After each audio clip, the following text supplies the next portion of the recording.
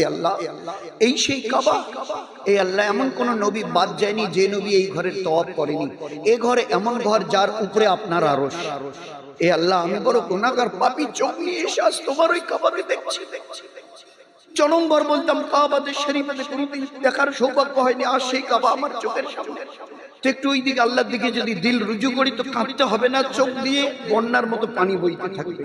ওই সময় কাবাকে যখনই চোখের দিকে আস্তে করে মাথা তুলে দেখলাম, দেখার সঙ্গে সঙ্গে এবারে আল্লাহু আকবার, আল্লাহু আকবার, আল্লাহু আকবার, লা ইলাহা ইল্লাল্লাহ, লা ইলাহা ইল্লাল্লাহ, লা ইলাহা ইল্লাল্লাহ, আলহামদুলিল্লাহ, আলহামদুলিল্লাহ, আলহামদুলিল্লাহ।